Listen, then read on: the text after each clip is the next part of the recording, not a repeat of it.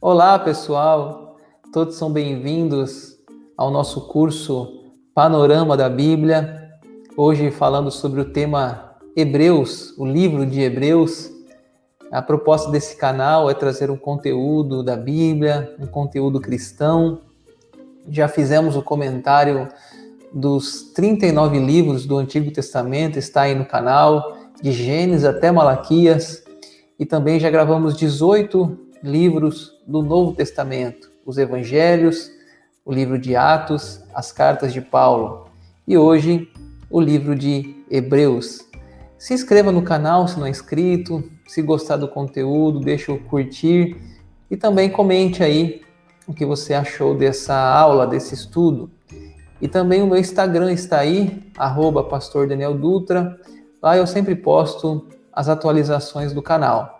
Será muito bom ter você aí acompanhando os estudos da Bíblia. Então vamos falar um pouquinho hoje sobre o livro de Hebreus. É interessante assim que o principal tema do livro de Hebreus é falar da superioridade, palavra difícil, né? Superioridade de Cristo. Então nós vamos ver aqui daqui a pouco na aula todas as coisas que o livro de Hebreus fala que Cristo é superior. Interessante que falar também que esse livro é um livro escrito para os judeus, por isso o nome Hebreus. Hebreus é um nome também dado aos judeus. E esse livro Hebreus, então, é um livro que trata, é um assunto direcionado aos judeus convertidos ao cristianismo. Então é um livro que vai ter muita citação do Antigo Testamento, inclusive é o livro que mais cita o Antigo Testamento, cita muito o Pentateuco, sobretudo Gênesis, Êxodo e Levítico, e também faz muitas menções de Josué, Juízes, livro de Salmos e outros livros do Antigo Testamento. O autor, então, está trabalhando sobre a questão do tabernáculo, do sacerdócio e relacionando a obra de Cristo na cruz como superior sacrifício. Então, esse é o nosso tema de hoje, aqui na introdução. Quem escreveu Hebreus? Diferentemente dos demais livros do Novo Testamento, Hebreus não tem um autor no início da sua carta, e nem mesmo para quem foi enviado. Era costume nas cartas da época da Bíblia escrever quem estava escrevendo e quem estava recebendo, para quem estava sendo enviado. E o livro de Hebreus não tem essas características. As cartas de Paulo a gente percebe, Paulo, apóstolo, escrevendo a igreja, de tal lugar, tal região, e Hebreus não. Então, a autoria do livro de Hebreus é uma incógnita. Não temos um nome. Alguns estudiosos falam que é de Paulo. Porém, é questionado isso porque 124 palavras que aparecem no livro de Hebreus, 124 palavras não aparecem nas cartas de Paulo. Então, parece que o registro, segundo os pesquisadores, teólogos, não é a mão de Paulo que escreve. E são sugeridos outros nomes, possivelmente Barnabé, Lucas, Apolo, mas essas discussões terminam na declaração: só Deus sabe quem escreveu Hebreus. Então, é uma dúvida que de quem escreveu, não temos essa resposta, mas é um livro inspirado por Deus e está no cânon também do Novo Testamento. E para quem foi enviada, essa carta, essa pregação, esse sermão, embora não haja, de forma clara o nome dos destinatários, mas entendemos que ela foi enviada, como eu disse, aos hebreus, aos judeus, aqueles que estavam se convertendo do judaísmo ao cristianismo, mas ainda carregavam muito daquela herança judaica que tinha ali na formação deles. Então esses crentes estavam sendo tentados a voltar ao judaísmo, e através dessa carta o autor de Hebreus encoraja os crentes a ficarem firmes na fé, em vez de retrocederem, de andarem para trás. Ele incentivou aos crentes, ali os cristãos convertidos do judaísmo para o cristianismo, a entenderem que o sacrifício que era feito ali no templo, o que o sacrifício de Cristo é maior do que todo aquele sacrifício. E então, assim, nós vamos perceber nessa carta, falando muito sobre todo o sistema sacrificial do Antigo Testamento, tá? E para quem essa carta foi escrita? Quer dizer, quando essa carta foi escrita? Os estudiosos sugerem que essa carta foi escrita antes do ano 70. Por quê? Porque em 70 houve a destruição do templo, e quando o autor escreve, ainda ele faz menção do templo. Então, possivelmente, o templo ainda estava em pé. Talvez tenha sido escrita antes de 70. Alguns sugerem 64 a 67 depois de Cristo. Então, vamos ver aqui algumas características dessa carta. Como eu disse, Cristo é superior, né? É isso que Hebreus vai estar falando. Vamos para o estudo do livro agora. Cristo é superior aos anjos. O capítulo 1, o capítulo 2, começa falando isso. Olha lá o versículo 5 do capítulo 1.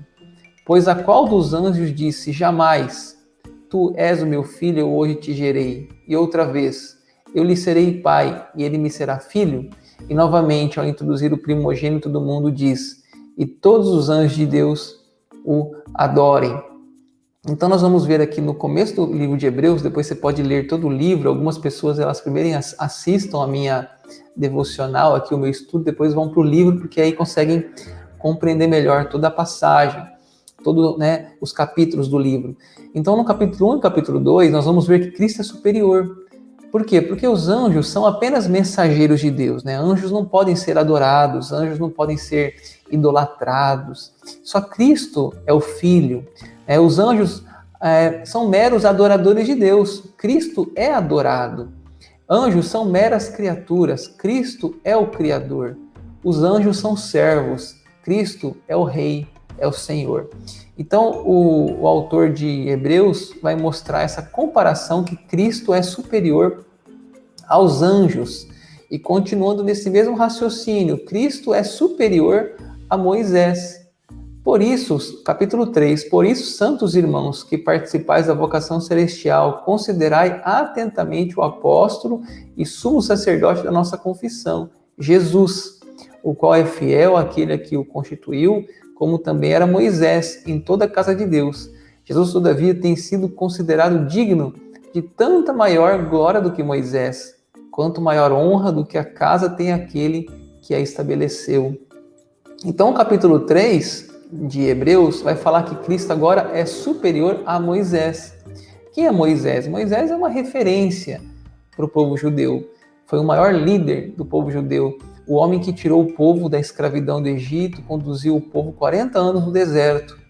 Mas Moisés é servo, Jesus é Deus. Moisés intercedeu pelo povo, Jesus é o sumo sacerdote que é o próprio que faz expiação do pecado do povo. Então, se você vê no verso 3, fala, Jesus, todavia, tem sido considerado digno de tanta maior glória do que Moisés. Então, o resumo do capítulo 3 seria isso. Jesus é superior a Moisés. Aí, avançando, capítulo 4, Cristo é superior a Josué. Ora, se Josué lhe houvesse dado descanso, não falaria posteriormente a respeito de outro dia? Portanto, resta um repouso para o povo de Deus, porque aquele que entrou no descanso de Deus, também ele mesmo descansou de suas obras, como Deus das suas. Então, antes falávamos de Moisés, né, que Moisés procurou levar o povo ao descanso, aquela terra de Canaã, mas devido à incredulidade, ficaram 40 anos ali no deserto. E Josué, sucessor de Moisés, conseguiu levá-los àquele descanso. Eles atravessaram o Rio Jordão e entraram na terra prometida de Canaã. Então, Josué conseguiu esse fato, mas ainda assim, Cristo é superior a Josué, diz Hebreus 4. Por quê? Porque o descanso que, o texto vai dizer que o descanso que Josué os levou é um descanso passageiro, e o descanso que Cristo oferece é um descanso eterno, é um descanso espiritual, é um descanso do pecado, desse mundo que é um vale de lágrimas. Então Josué introduziu o povo na terra prometida, mas Jesus, maior que Josué, introduziu o povo no céu, introduz o povo no descanso de Deus. Esse seria o principal tema aqui no capítulo 4. Avançando, capítulo 5.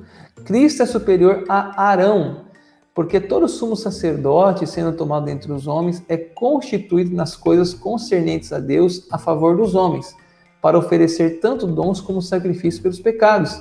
E é capaz de condoer-se dos ignorantes, dos que erram, pois também ele mesmo está rodeado de fraquezas.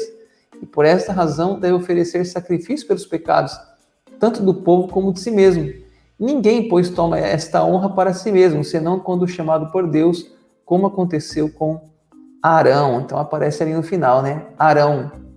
Então, Cristo é maior, né, que os anjos, Cristo é maior que Moisés, Cristo é maior que Josué e agora Cristo é maior que Arão. Arão era aquele grande sacerdote, né, da época de Moisés, mas Jesus ainda assim é superior também a Arão, né? Ele tem mais honra, como diz o verso 4, ninguém pois toma essa honra para si mesmo, também quando é chamado por Deus. Então, o tema dessa carta, e é o tema predominante aqui, é que Jesus é superior a qualquer sacrifício, qualquer pecado, né? Que qualquer forma de tentar essa aproximação de Deus através dos sacerdotes, Cristo é superior a tudo isso, inclusive a Arão. E continua, né? Cristo é superior a todos os sacerdotes. Hebreus 7. Com efeito, nos convinha um sumo sacerdote como este, santo, inculpável, sem mácula, separado dos pecados e feito mais alto que os céus, que não tem necessidade, como os sumos sacerdotes, de oferecer todos os dias sacrifícios, primeiro por seus próprios pecados, interessante, depois pelos do povo, porque fez isto uma vez por todas quando a si mesmo se ofereceu, porque a lei constitui sumos sacerdotes a homens sujeitos à fraqueza, mas a palavra do juramento que foi posterior à lei constitui filho perfeito para sempre. Então aqui você já percebeu, né, que os sacerdotes, eles iam, morriam, passavam, vinha outro, e assim os sacerdotes eram falhos. Aqui fala o verso 27, eles tinham que oferecer todo dia sacrifício, primeiro pelos seus próprios pecados, depois pelo pecado do povo. Então Cristo agora, ele é superior, né? Nos convinha a necessidade de ter um sacerdote perfeito, santo, inculpável. Então Jesus é esse sacerdote perfeito, né, que fez toda a sua morte na cruz, foi pago todo o sacrifício devido aos homens. Ainda avançando, no mesmo temática, Cristo é superior à antiga aliança. Agora, com efeito, obteve Jesus ministério tanto mais excelente, olha a palavra aí, tanto mais excelente, quanto é ele também mediador de superior aliança, instituída com base em superiores promessas. Então, o livro de Hebreus é um estudo do Antigo Testamento. A questão dos sacrifícios, as pessoas tinham que levar ali um boi, uma pomba, um cordeiro, para oferecer pelos seus pecados.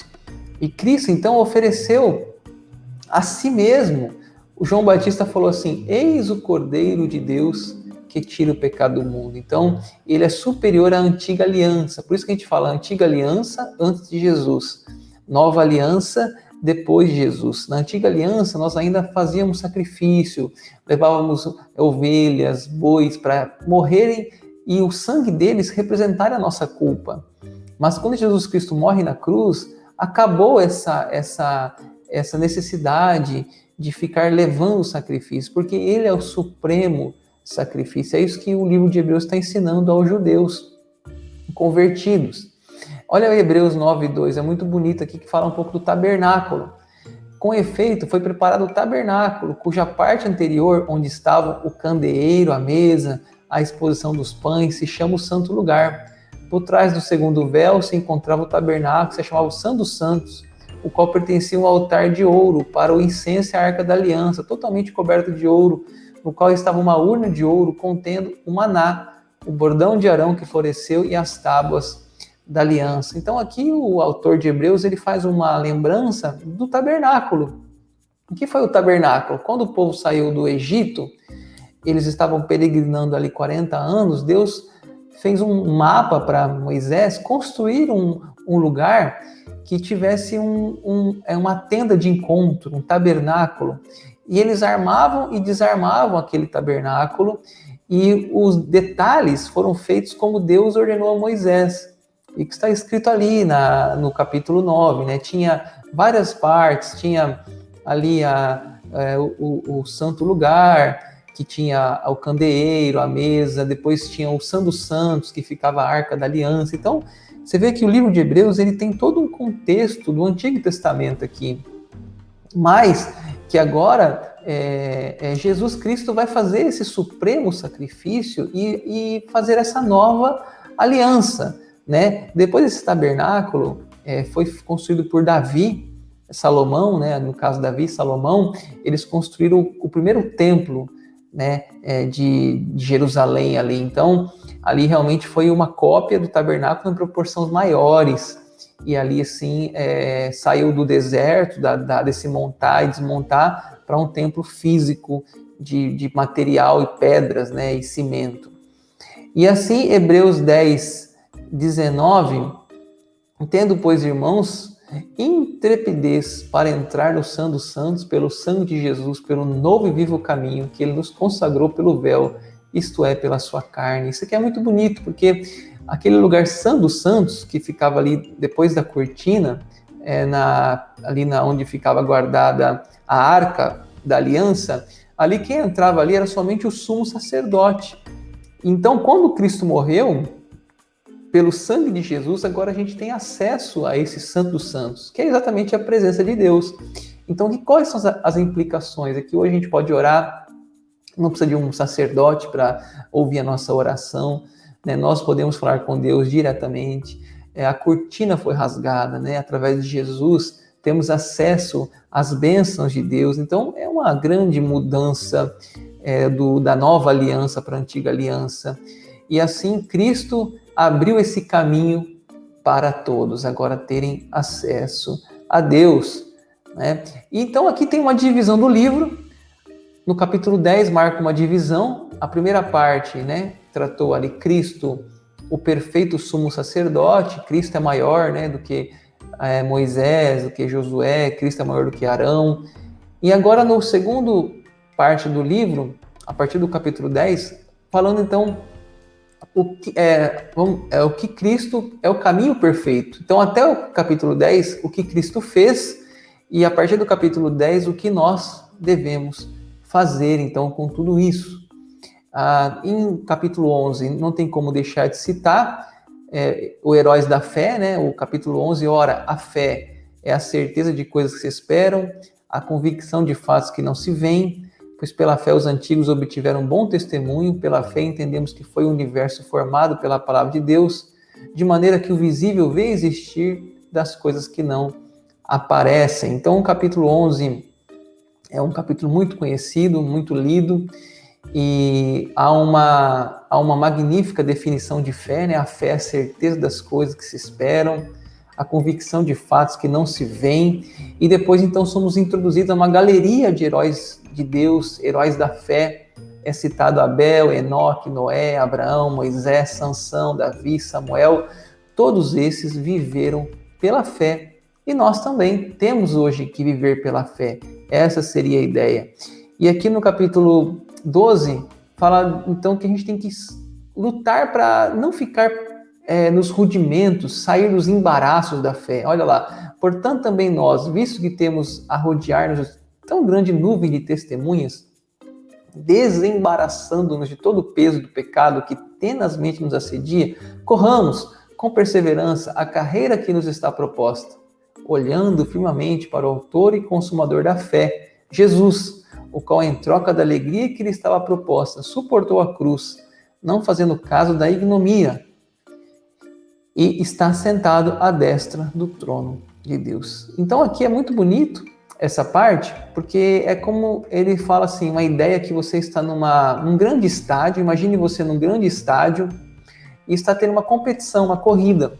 Imagine uma Olimpíada, e naquela competição está prestes você a iniciar a corrida, e você está tenso, ansioso, né, como qualquer atleta. Só que quando você olha para a galeria, você olha para as arquibancadas, melhor assim, você vê pessoas naquelas arquibancadas te incentivando, chamando o seu nome. Por exemplo, eu chamo Daniel. Vai lá, Daniel. Né? E quem são aquelas pessoas? São os heróis da fé. É Davi, é Sansão, é Samuel, é Noé. Eles estão ali dizendo, vamos, mas tem uma pessoa ainda mais especial. Quem é? O seu técnico, o Senhor Jesus Cristo. E o Senhor Jesus Cristo está ali dizendo, vai nessa corrida, eu estou com você. Olha que fala, olhando firmemente para o autor e consumador da nossa fé. Então é Ele que está ali nos incentivando a correr essa corrida da fé. Hebreus 10:35, não abandoneis, portanto, a vossa confiança, ela tem grande galardão, com efeito, tens necessidade de perseverança, para que, havendo feito a vontade de Deus, alcanceis a promessa. Porque ainda, dentro de pouco tempo, aquele que vem virá e não tardará. Todavia, o meu justo viverá pela fé. E se retroceder, nele não se compraz a minha alma. Nós, porém, não somos os que retrocedem para a perdição.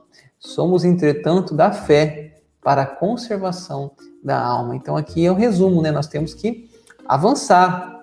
Nós temos que continuar. Não podemos retroceder, porque se nós retrocedermos, Deus não tem prazer em nós. Mas nós, entretanto, não somos os que retrocedem. Somos da fé. Então, avançando, né? A mensagem para aqueles judeus convertidos ao cristianismo é que eles avançassem, que eles estavam no caminho certo. E nós chegamos aqui no final do último capítulo de Hebreus, são 13 capítulos, e são conselhos finais. Eu deixei aqui o versículo 1 em diante, seja constante o amor fraternal, não negligencie a hospitalidade, pois alguns praticantes sem saber acolheram anjos, lembrai-vos dos encarcerados, como se presos com eles, dos que sofrem maus tratos, como se com efeito vós mesmos em pessoa fossem maltratados. Digno de honra entre todos seja o matrimônio, bem como o leito sem mácula, porque Deus julgará os impuros e adúlteros. Verso 5. Seja a vossa vida sem avareza, contentai-vos com as coisas que tendes, porque ele tem dito, de maneira alguma te deixarei, nunca jamais te abandonarei. Então, o livro encerra com conselhos finais, implicando-nos essa vida comum, um ao outro, né? Porque o evangelho, o cristianismo é o evangelho do um ao outro, amarás o Senhor teu Deus e amarás o teu próximo, e assim o livro de Hebreus se encerra. Eu espero que tenha sido edificante para você esse conteúdo, agradeço pela sua companhia. Se você ainda não é inscrito no canal, se inscreva, deixe seu curtir, seu comentário e, se possível, siga lá no Instagram, para a gente poder estar mais perto no dia a dia, tá bom? Deus abençoe a todos.